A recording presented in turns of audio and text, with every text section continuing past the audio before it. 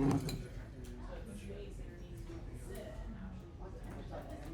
right, let's do this here. So we spent last class period talking a bunch about solids, and we're going to spend this period talking a bunch about liquids.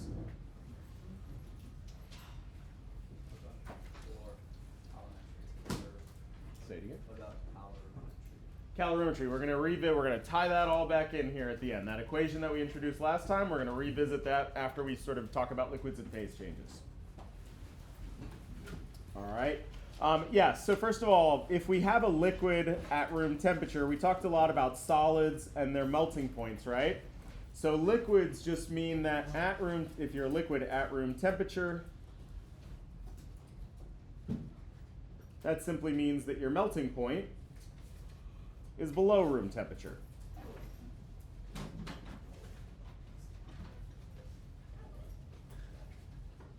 And by room temperature, we typically mean, they like to use 25, a nice round number. Really anywhere from like 22 to 25 would be considered room temperature.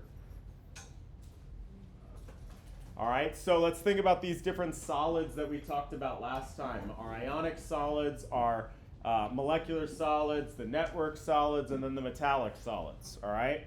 And we did talk about the melting point of these compounds. So first of all, our metals. Do metals have high melting points or low melting points? High melting points, all right? Those network solids, like diamonds, have ridiculously high melting points. What about ionic compounds? Salts, do they have high melting points or low melting points? They have very high melting points. The only time that you really see a salt in like a liquid phase is like at the very center of our Earth. Like lava is sort of a good example of a liquid ionic compound, or there's ionic compounds in there. But very, very, very high temperature, okay? So then our other solid, our molecular solids, were the ones that tended to have those low melting points. And so typically our pure liquids are made up of molecules.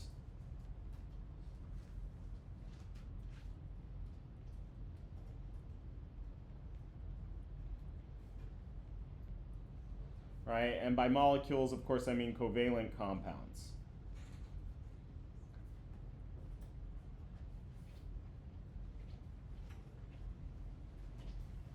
Okay? By pure liquid, I'm kind of differentiating between solutions. You can certainly have a solution of an ionic compound, but the majority of that solution is water, which is a molecule, right? A covalent compound. So then, importantly, we talked a lot about these intermolecular forces that hold our solids together, and we're going to see the exact same thing here. These liquids are held together by those same intermolecular forces.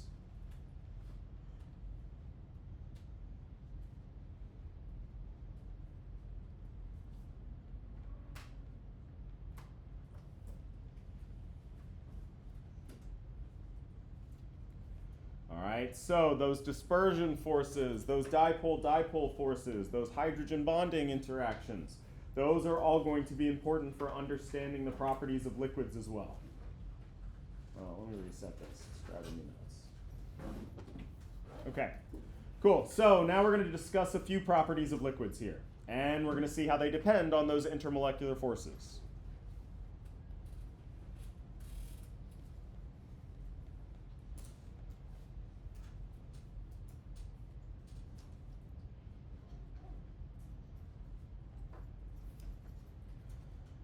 All right, so the first one is what's called viscosity.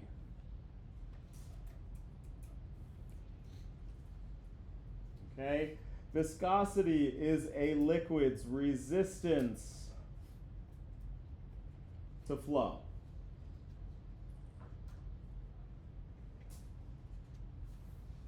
All right, this would be a property that is unique to liquids, right? Solids don't flow in any sort of way, so they don't have a viscosity associated with them. All right, what are some examples of some highly viscous substances that we encounter in our daily life? Yeah, syrup would be one of them, right? Honey, for example. You turn over that bottle of honey and you wait as it slowly makes its way to the bottom. That would be a very viscous substance, right? So things like syrup and honey are good examples of very viscous substances. Okay? And this is a property that increases in proportion with our intermolecular forces, with the strength of our intermolecular forces. So viscosity increases with increasing strength of those IMFs.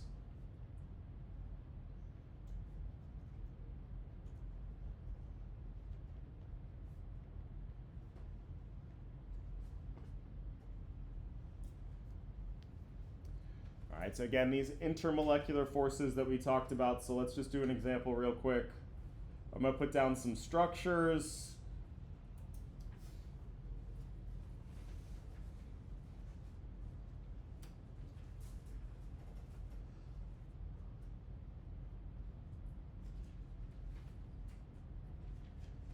And we're going to rank them from the least to the most viscous.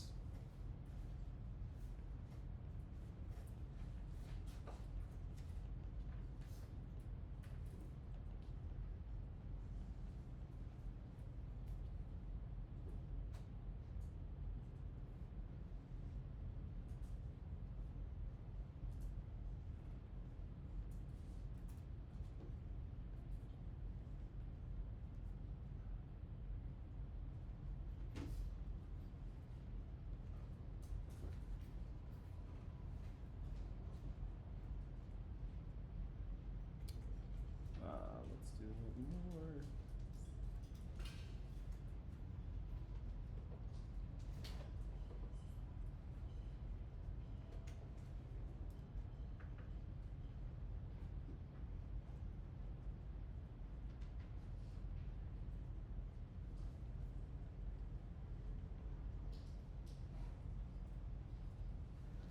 Cool. All right, so I'll give you a second to copy down these three Lewis structures here, and then you're going to rank them from the least to the most viscous. All right, and what you want to think about is how viscosity is proportional with the increasing strength of those intermolecular forces. So the one with the strongest intermolecular forces will be the most viscous substance, compared to the one with the weakest intermolecular forces will be the least viscous substance.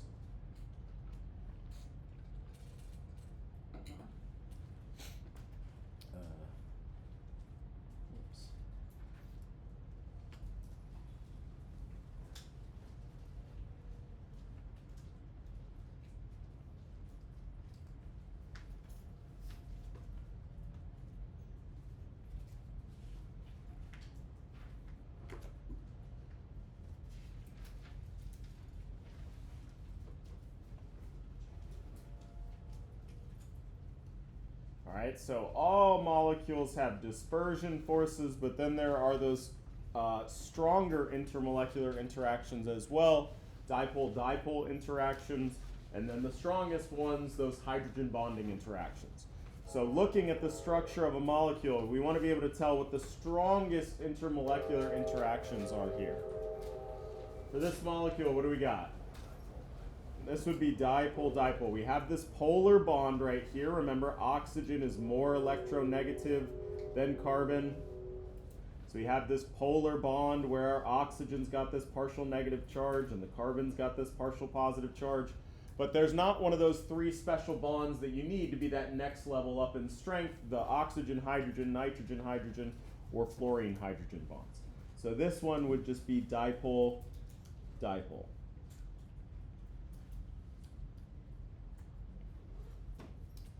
What about this one over here? This is a non-polar molecule because it's only got carbons and hydrogens. So that means the only thing it's got are those weak dispersion forces.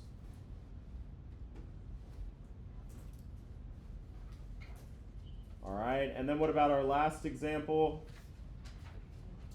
So this one is capable of hydrogen bonding. It again has this polar bond, But that polar bond is special because it's one of those 3 bonds that we said could hydrogen bond.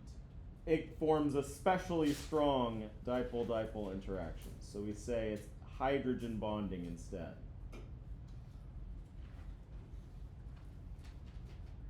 All right, cool. So then if I'm ranking these from the least to most viscous, which one's going to be the least viscous? The dispersion one, this molecule right here.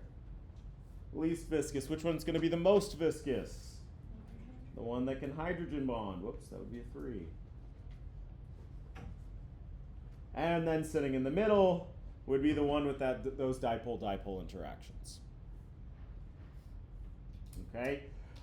The reason why honey and syrup are so incredibly viscous is because the molecules in there, majority of the molecules in their sugar, have about 5 to 6 of these OH bonds per molecule. So not only can they hydrogen bond just once, they can hydrogen bond all over the frickin' place, right? Making those especially viscous materials.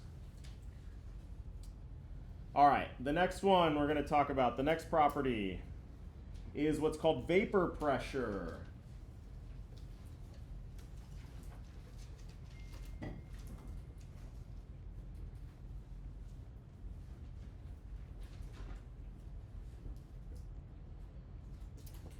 Okay, so strictly speaking, vapor pressure is the pressure of the vapor from a liquid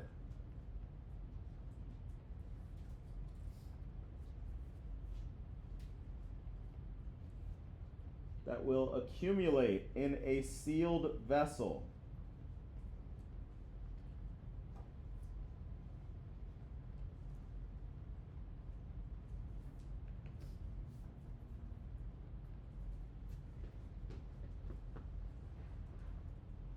Right? So what the heck does that mean?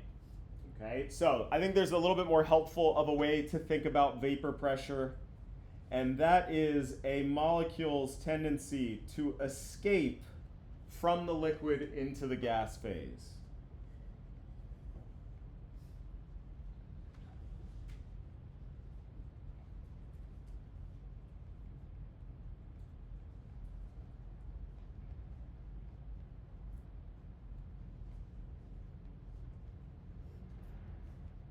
Right? So it turns out when you have a liquid, there are always molecules at the surface that are kind of escaping and jumping into the gas phase, and then they just kind of float away.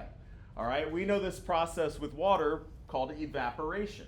Right? If we had a cup of water and we sat it out here on the desk and then we left for the weekend and we came back, some of that water would have evaporated, right? That's because water molecules are always slowly escaping into the gas phase and then floating around in the room. Okay? Now, if we kept that water in a sealed container, that process would still happen until a certain pressure of the vapor built, and then it would stop.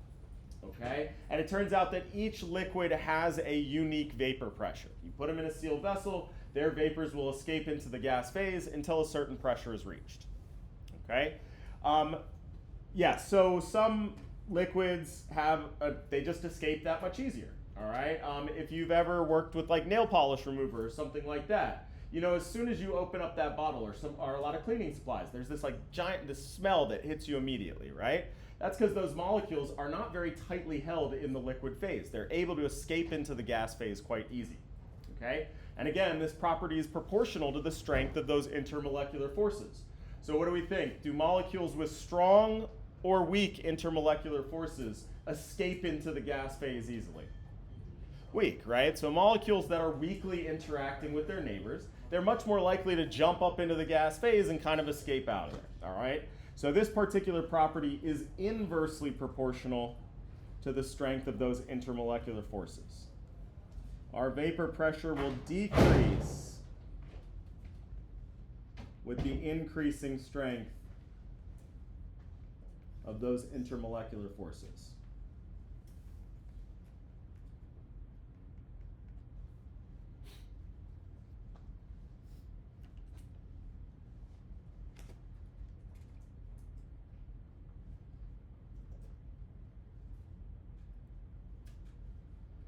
All right. Cool. So again, let's look at two molecules here. We're going to keep that same, this one over here.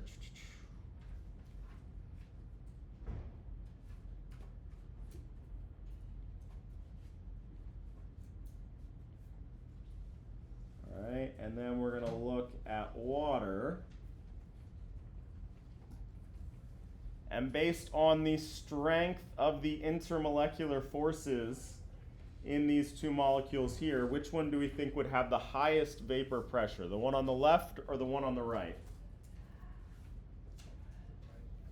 All right, again, we got to think, what are the strongest intermolecular interactions in each of these molecules? This one here we said can dipole-dipole interact. And what about this one over here, water? What can water do? Water can hydrogen bond. Water, notice, can actually form two different hydrogen bonds. All right. So then in terms of our vapor pressure, which one do we think has the higher vapor pressure? The one on the left or the one on the right? All right, so this one has the higher vapor pressure.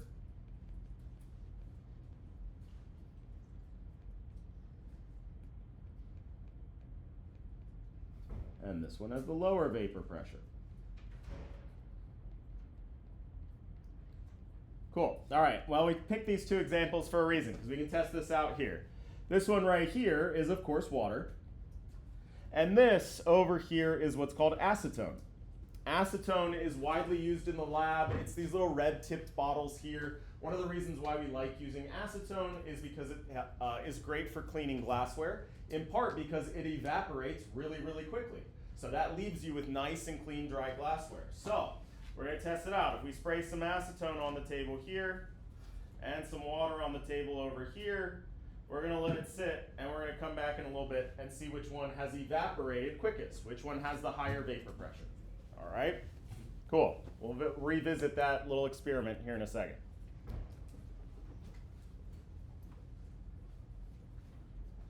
All right. The last one we're going to talk about is what's called surface tension.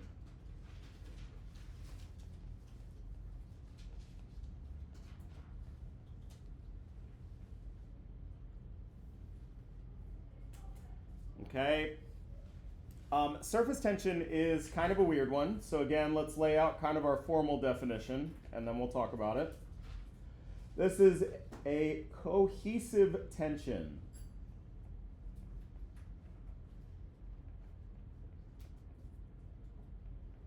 On the surface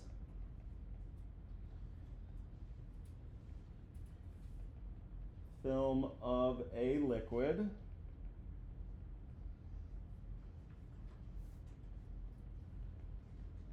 that resists external force.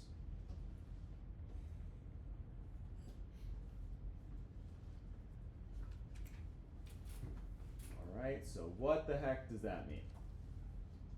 Okay, so really what we're talking about when we're talking about surface tension is this difference between how molecules on the surface of a liquid behave versus molecules in the middle of our cup, what we call the bulk of that liquid.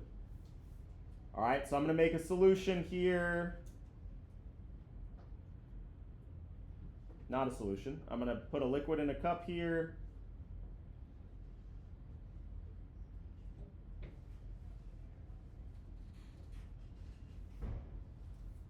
And we're going to first take a look at one of the molecules in the very middle of this cup here.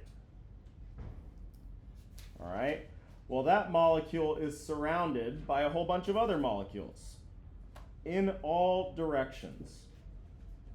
So importantly, it is forming intermolecular interactions with molecules in all directions. It is feeling the force of those IMFs equally, 360 degrees. Okay? So, molecules in the bulk of our liquid, in the middle.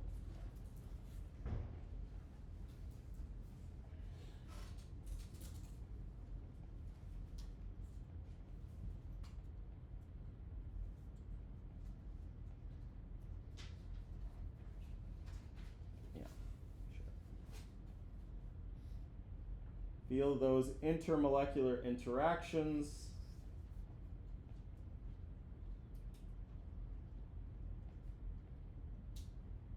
Equally in all directions.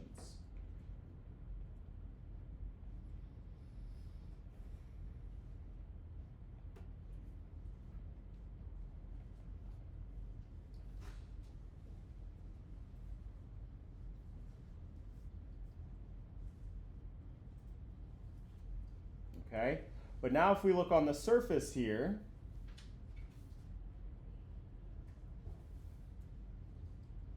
these molecules on the surface, they don't feel those intermolecular interactions equally in all directions, right? There aren't other liquid molecules up here. There are gas molecules, and gas molecules are super far apart, so they're not interacting with those gas molecules, okay? And not only that, but it turns out that because there is not these any molecules above, they form fairly strong interactions with those neighboring molecules, other surface molecules. All right, so molecules on the surface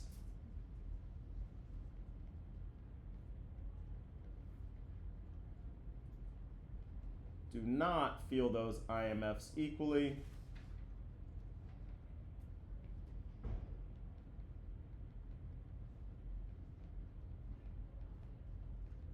Right? They form stronger IMFs with their neighbors on the surface.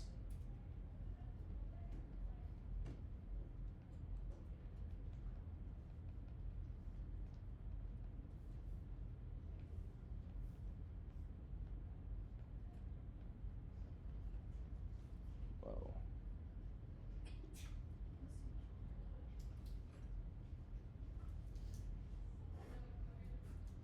Sorry.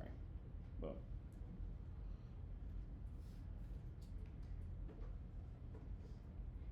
Okay, so again, if we're going to compare molecules in the middle of our liquid to molecules on the surface, molecules in the middle, they're being pulled in all directions with those intermolecular forces. Molecules on the surface do not feel those forces equally, and instead they form stronger interactions with their neighbors on the surface. Okay? I don't know how I feel about this way of thinking about it, but it does work pretty well. We can kind of think of molecules, or rather as liquids, as having a little bit of a skin on the surface where they meet the air, right? This kind of tough exterior that's much harder than the rest of the bulk of that liquid.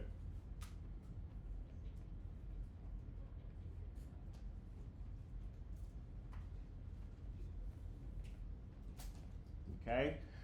And so a good illustration of this is you can set a paper clip, and if you're pretty careful, you can set a paper clip on the surface of water, and it'll stay there. It'll float on that surface. But it's not actually floating from a buoyancy perspective. It's stuck on that skin of that liquid water. If you push that paper clip down even a little bit to where it was in the bulk, it would fall to the bottom, right? What's keeping it on that surface is that surface tension, that extra special strength between surface water molecules. Okay. Another thing that we see this in is with, where this is illustrated is with droplets, specifically their shape. Okay. If you have a high surface tension liquid, it will form droplets that have this like nice little spherical shape.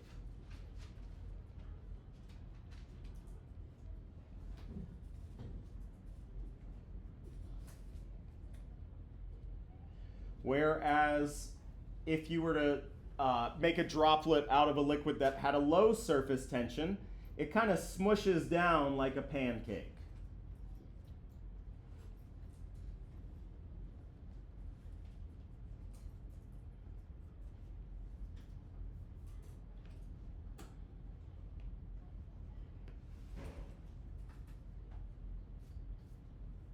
Okay?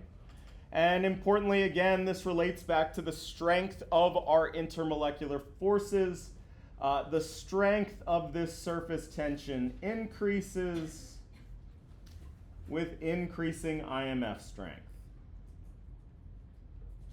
So the stronger those intermolecular forces, the greater the surface tension of that liquid.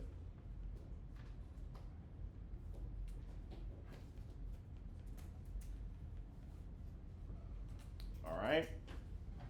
So going back to our acetone and water, let's think about this.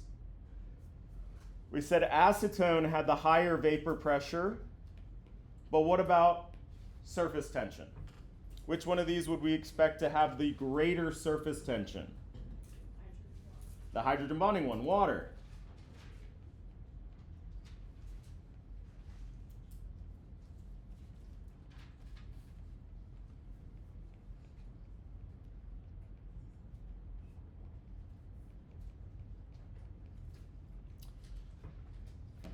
Right? Because it has those stronger hydrogen bonding interactions compared to acetone, which only has those weaker dipole-dipole interactions.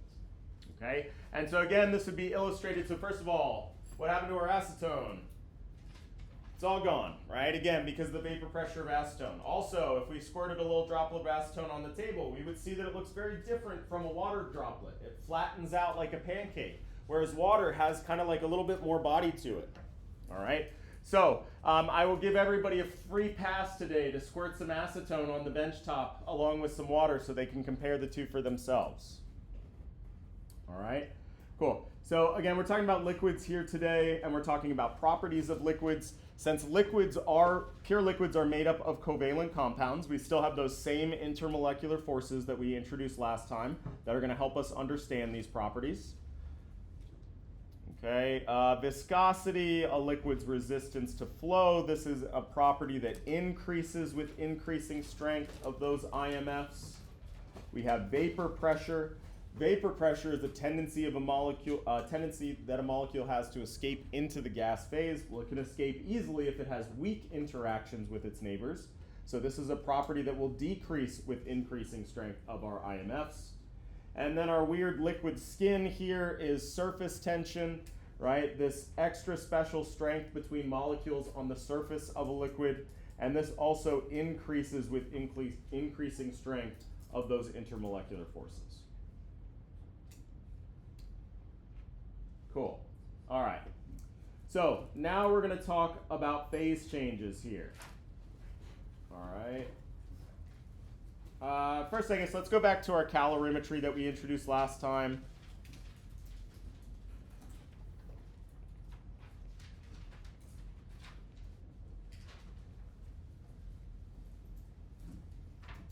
All right, again, this is the study of heat exchange.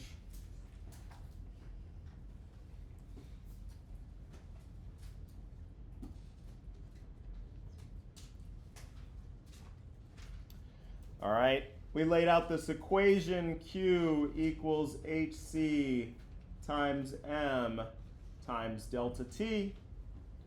All right, some people have learned this, Q equals MCAT. All right, this is the exact same thing, just kind of rearranged where instead of having H as your specific heat variable, there's C as your specific heat variable. I'm just teaching it the way I learned it, but you can remember MCAT if that's helpful. Okay, again, we said that Q was our heat, and this equation shows us how the heat is proportional to a change in temperature. Depends on the amount of substance you have, that's that factor mass in there, as well as your particular substance. Each substance has its own specific heat capacity. All right. It turns out that also that heat capacity depends on the phase of that substance. So if we look at water, for example, water, when it is a solid, has a different heat capacity than when it is a liquid. All right, it has a different heat capacity than when it's steam, when it's water vapor. So our heat capacity depends on the state of matter of that substance as well. All right, so if we were talking about the heat capacity of ice, it would be different than the heat capacity of water. We could still use that same equation, our specific heat equation, right? We would just have to change that specific heat variable.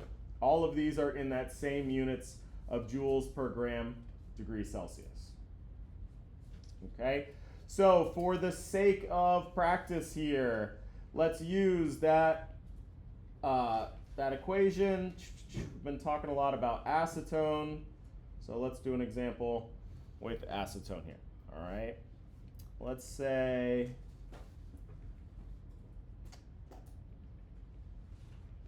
what is Q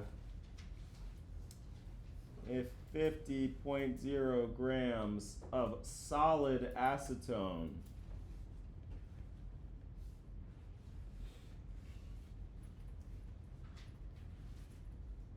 is heated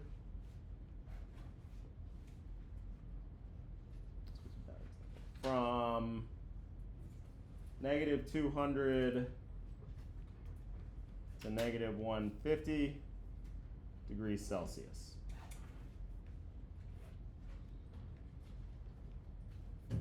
We got to be pretty cold if we're going to have solid acetone.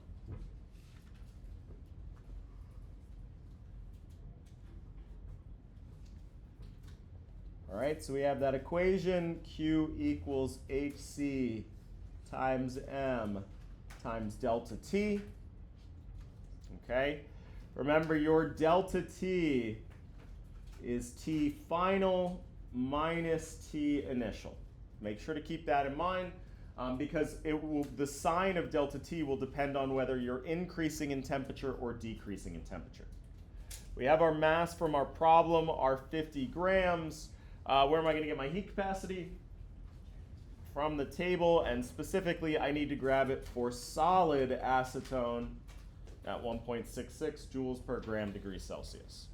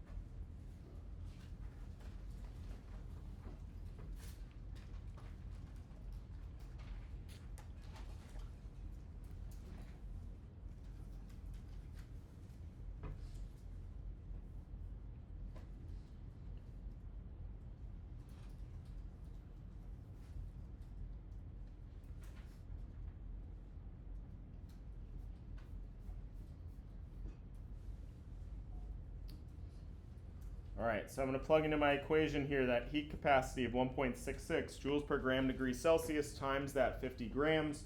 And then I have my delta T, my negative 150 minus 200.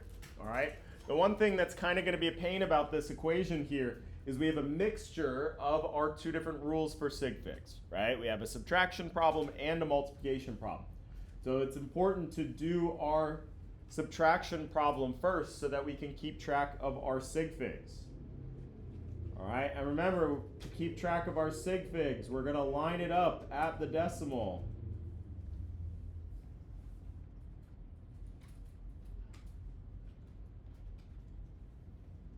So importantly, even though both of those values have 4 sig figs associated with them, when I do my math here, my temperature will only have 3 sig figs associated with it.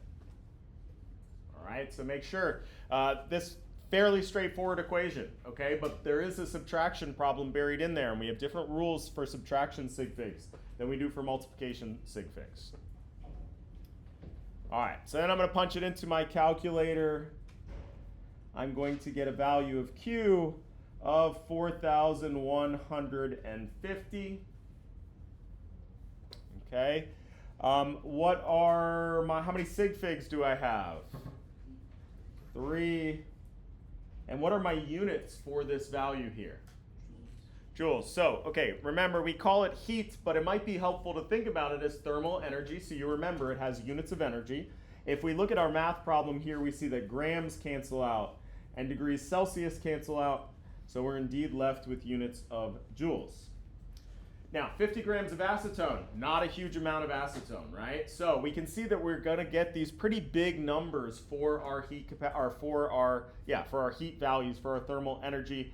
So it is not uncommon and sometimes way more convenient to express these in units of kilojoules as well. Okay, I didn't specify, so either one would have been fine here, but just watch out for that. We need to be able to convert from joules to kilojoules. And again, kilojoules being quite natural because we're dealing with kind of large values here. Cool. All right, so that's how we use our calorimetry equation. We're going to talk about phase changes, and then we're going to roll it all into one here.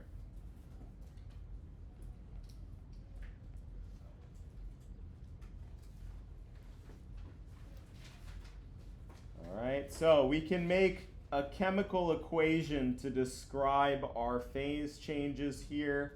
I'm going to have H2O solid going to H2O liquid. All right, that would be a process we call melting.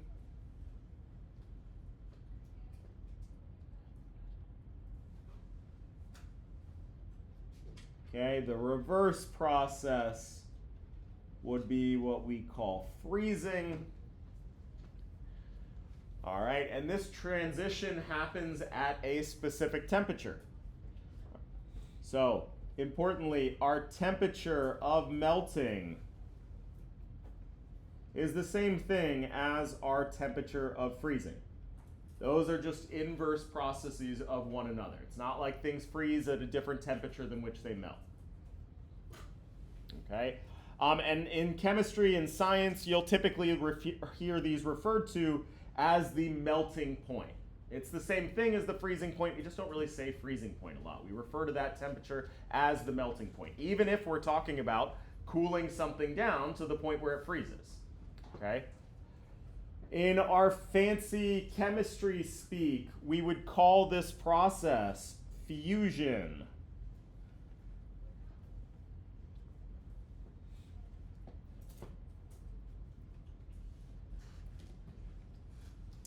All right, likewise, we can make a chemical equation going from liquid water to gaseous water.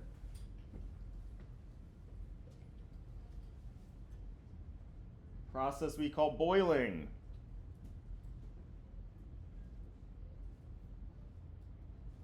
Or we could go the other way, a process we call condensation.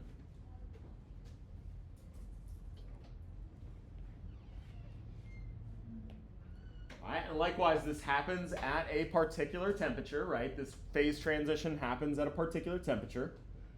So we can talk about the temperature in which a substance boils. That's the same as the temperature in which it will condensate. And again, you'll typically hear this referred to as just one of the two. We call that a substance's boiling point.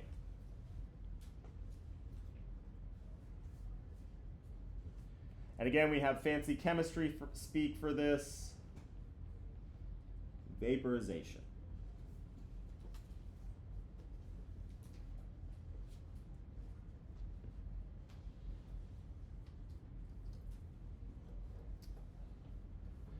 All right, so for each substance, this process, we're going to take a look at one of these here. We're going to talk about going from the solid water to the liquid water. All right, if we're going to turn a solid into a liquid, we're going to have to put in some energy to do it, right? We got to break up that solid network of intermolecular interactions. And it turns out that for each substance, there's a characteristic amount of energy that you have to put in. Since this process, again, was our fusion process, we would call this the delta H of fusion. All right, for water, I don't remember what it is. What is it? 6.02. Cool.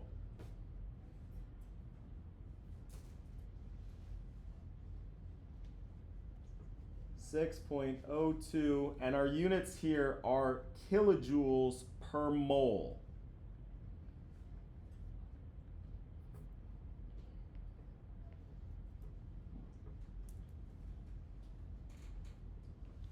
So for each mole of water, you have to put in 6.02 kilojoules of thermal energy to transfer it from the solid phase to the liquid phase. All right? Now, let's say we had 50 grams of H2O. How much energy are we going to have to put in?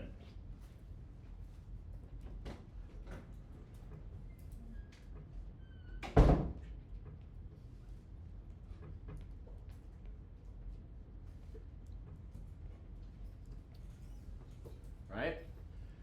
Now, importantly, we've got these mixed units, kilojoules per mole. We've talked a lot about how we turn those into something that we can use in our math, a conversion factor. So this would just be the same thing as 6.02 kilojoules of energy in 1 mole of water. So if I knew how many moles of water I had, I could use this as a conversion factor to figure out how much energy I need.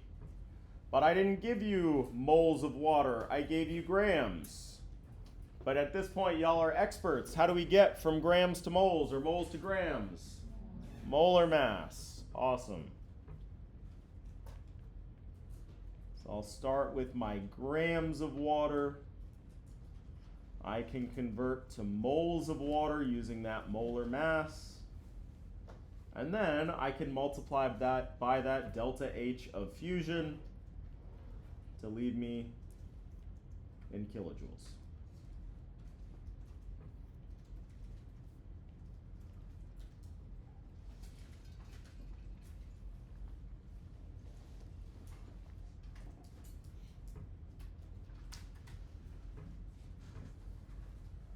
All right. Water, I don't know, 18.0 something. Done it a million times.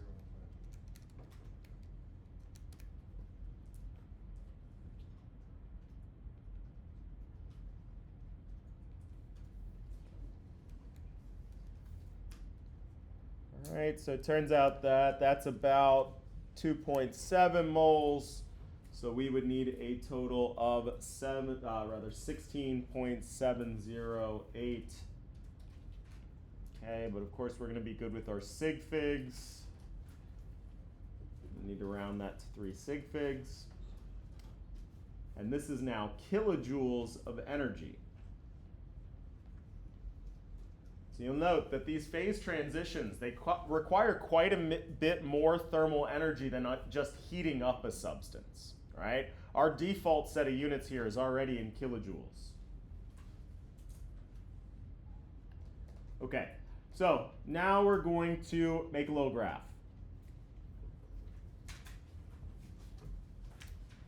All right, and we're going to make this little graph to think about heat and our phase changes.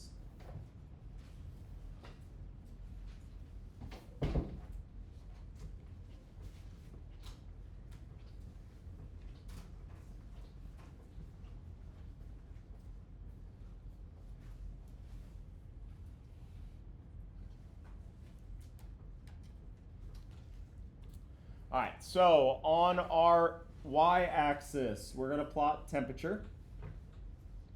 And on our x-axis, we're going to plot the amount of heat that we're putting into this substance. All right, and let's just take water as an example. I think hopefully some of us know, what is the freezing point for water?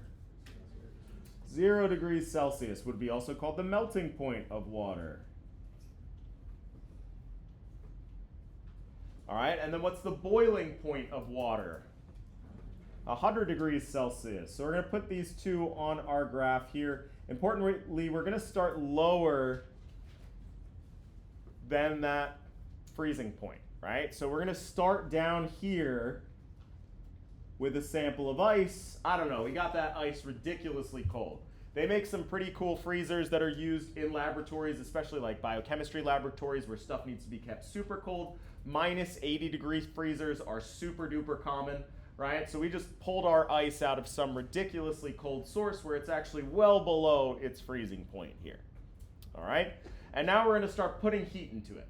What's gonna happen to the temperature of that ice as we start adding thermal energy to it? It's gonna increase. It's going to increase, it's going to increase, it's going to increase, and then we're going to hit its freezing point.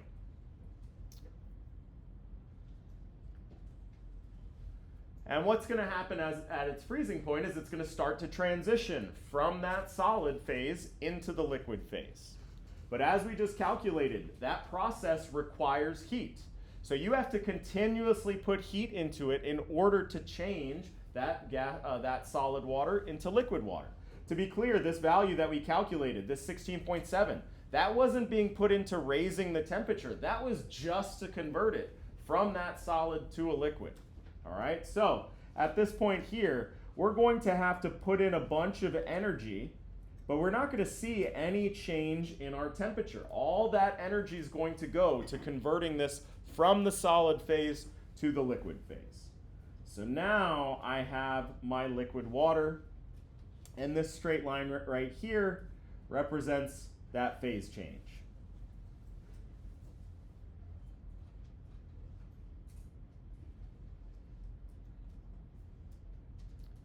All right, well now I have liquid water, and I'm going to put more heat into it. What's going to happen to the temperature of that liquid water as we put heat into it? It's going to start to increase again until we hit that higher temperature, our boiling point. And again, what's going to happen, we start out with liquid water, but as we continue to put more and more and more heat into it, we promote that phase change to that gaseous state.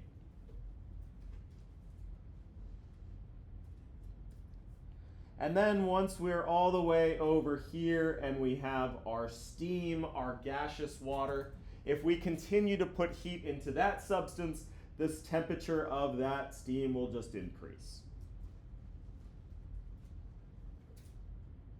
Okay? So, on this chart here, on this little graph, we talked about how heat relates to change in temperature. That's our calorimetry, our specific heat equation, right? If we have a heat capacity, a mass, we can calculate a change in temperature. We have that phase change region here. And in that phase change, we used a different strategy for calculating heat.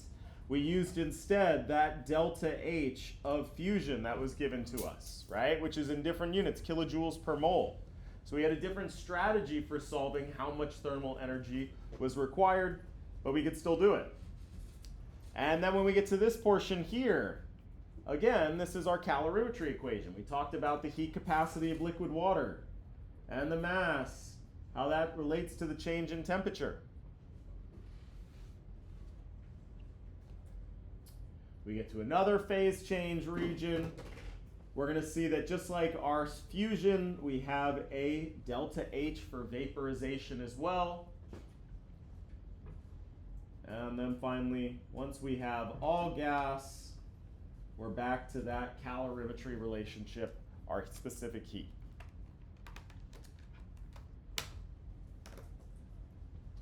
All right, so given a sample of ice all the way at some ridiculously cold temperature, and then a sample of steam all the way at some ridiculously hot temperature, we could figure out how much energy was required to get it there, first using our calorimetry equation, and then using our phase change approach that we just discussed.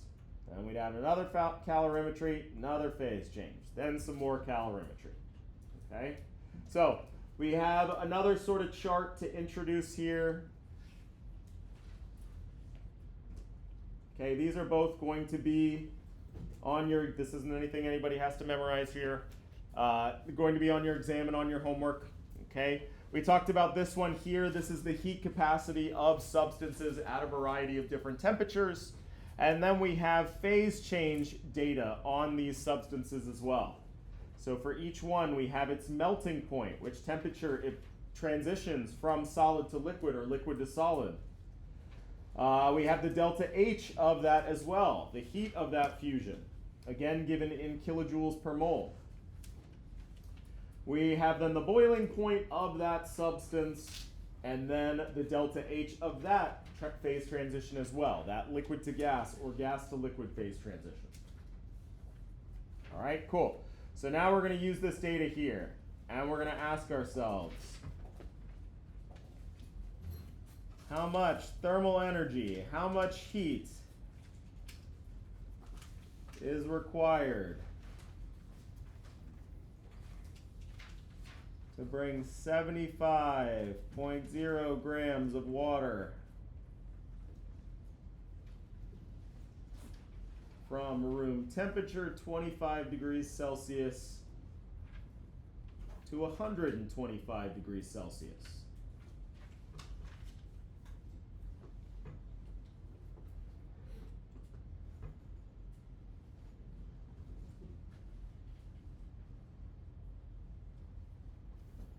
All right, so before we get started here, let's take a look at our little graph here. Where's our starting temperature for this water? 25 degrees, right? So where is that on our graph? Well, kind of somewhere around here, right? So we're starting off in that liquid region, okay? So we're going to use that heat capacity equation. And importantly, what is going to be the value of that heat capacity that I use in this region? I need to look for my substance, water. When it's a liquid, that's the heat capacity I should be using. Cool? So then, we're going to keep on going. We're going to start moving up and up and up. And then once we hit this temperature, now I'm going to have to change my approach. I can't use that MCAT business, that HCm delta T. I have to use my heat of vaporization here. So I'm going to have to look at my chart and look for water. What is its heat of vaporization? All right, that's given to me in kilojoules per mole. I'll have to use my 75 grams of water to convert, but I can figure that out, right? I can get that in units of energy. That'll get me through this region here. And once I'm in this region, our final destination here was around 125 degrees Celsius. So I need to move all the way up here still. So I'm again going to have that same calorimetry approach, my MCAT, in order to get this region here. All right, but importantly, I'm going to have to look now. I'm not at liquid water anymore. I'm at gaseous water. So I'm going to have to use a different specific heat capacity for that. Cool. All right, everybody take a second, see if you can't get this one started, and then we'll do it together.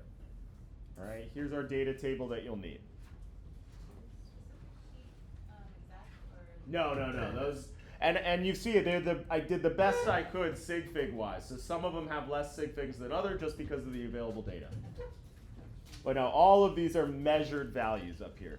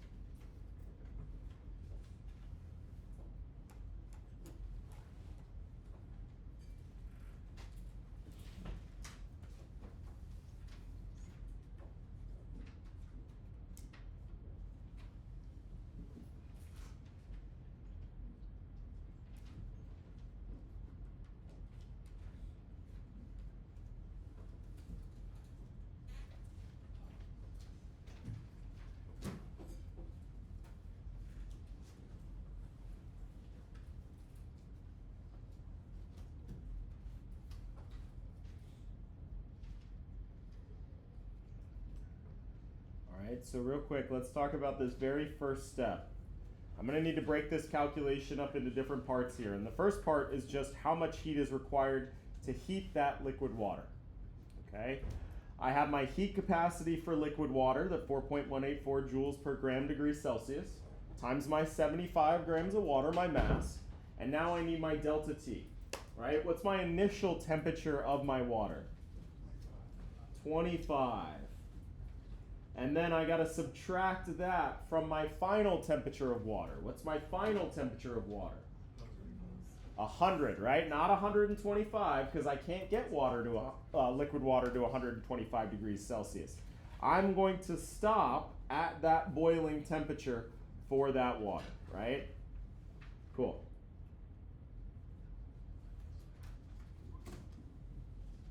All right, just wanted to make that clear. That's the first kind of sticking point. So if you're on the right track, keep on going.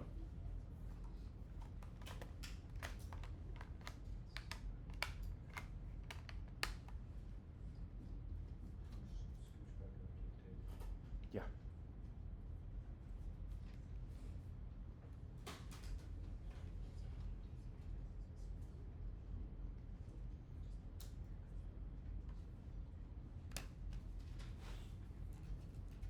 All right.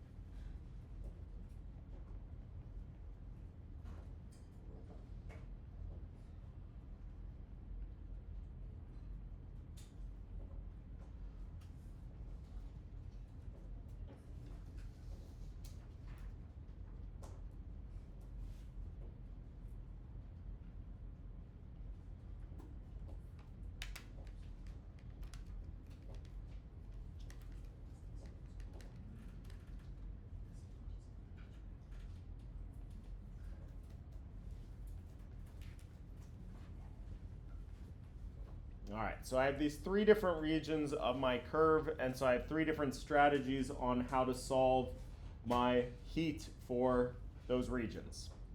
Okay, the first one is using that HCm delta T equation. Specifically, I'm going to be using the heat capacity for liquid water, and I'm going to increase from that starting temperature of 25 degrees up until that boiling point of water.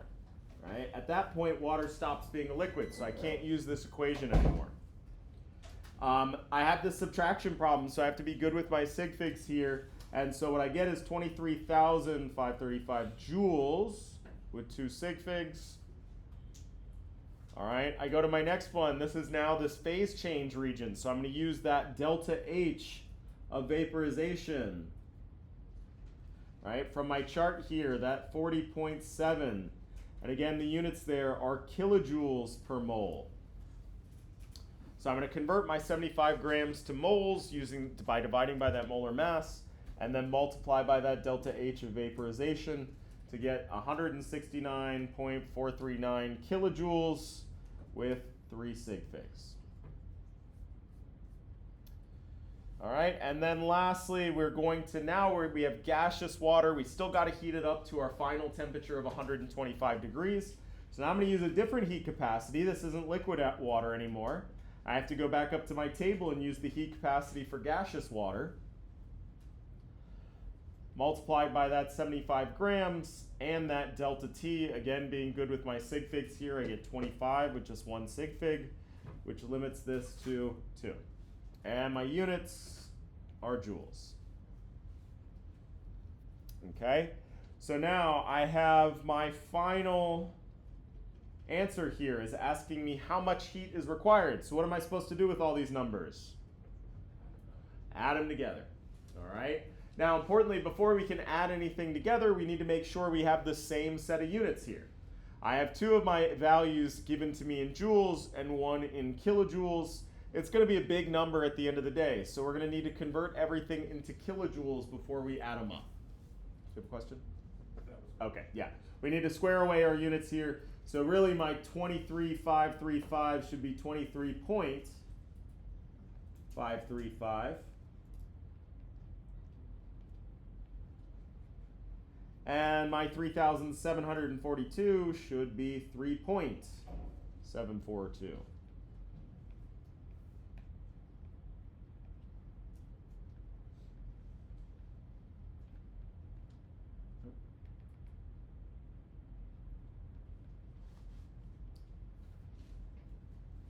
Cool. So I'm just going to take these all and add them up.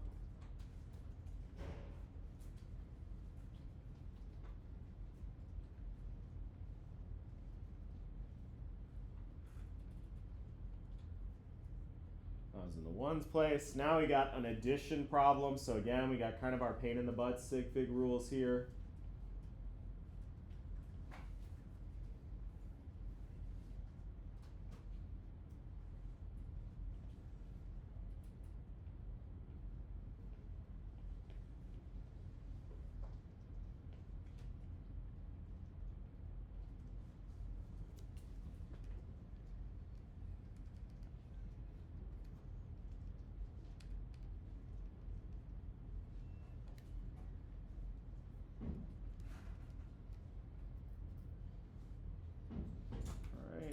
At the end of the day, we get 196.7169.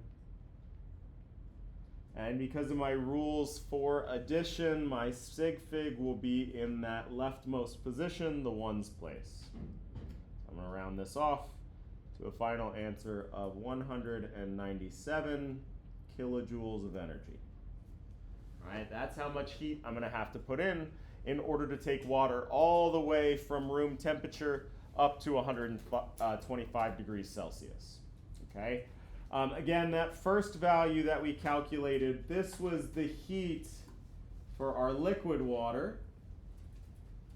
We then had this second heat for our phase change. And finally, we put more heat into that gaseous water. All right, which one of these is the largest contribution to our overall amount of heat we got to put in? That phase change, all right? Those phase changes require a surprisingly large amount of heat. It isn't all that bad to heat the water up, but actually to get it from the liquid to the gas phase takes a lot of energy, okay? Water loves being in the liquid phase. It's just super happy. Cool, one more thing with regard to this equation here, all right? Again, this delta T is final minus initial. Okay? And I made a big deal about that because a lot of people have a tendency to look at the problem and blur their eyes and take the big number and subtract the little number. All right? But that's not going to work if we cool something down. So if we heat our substance up, that means that our final temperature is going to be greater than our initial temperature. Right? That's what it means to heat something up.